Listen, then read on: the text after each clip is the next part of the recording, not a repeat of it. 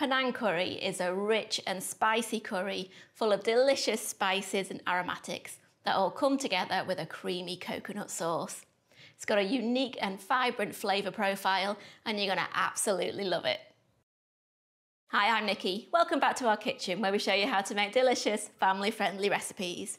Now this is my version of chicken Panang curry and we want to get it on the table nice and quickly. So let's get cooking. We're going to start by adding 2 tablespoons of oil to a large frying pan over a medium to high heat.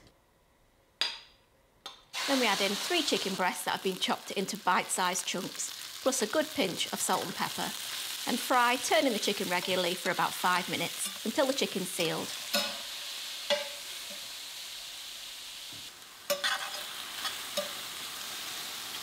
Next in goes a sliced onion, yellow pepper, red pepper, 2 cloves of garlic, a tablespoon of ginger paste and 2 tablespoons of Panang curry paste.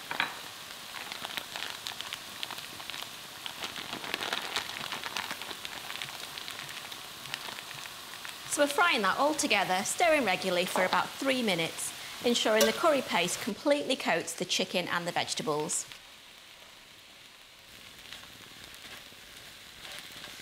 Now you could add in a chopped chilli if you wanted to add some extra heat to this dish, but I'm keeping this as a medium heat curry.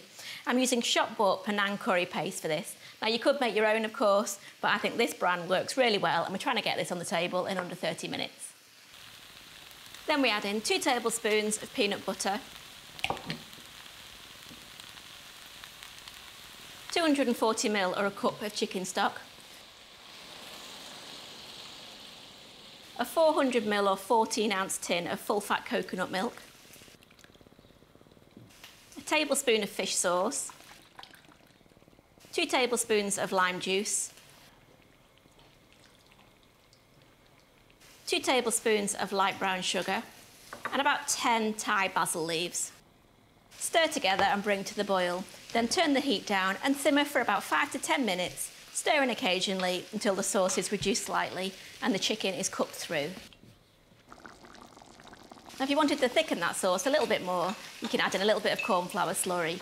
That's 1 tablespoon of corn flour mixed with 3 tablespoons of cold water, and just pour that into the curry whilst you're stirring. And that's the curry ready, so turn off the heat and serve with boiled rice. I love to top mine with chopped peanuts, spring onions and a few fresh Thai basil leaves.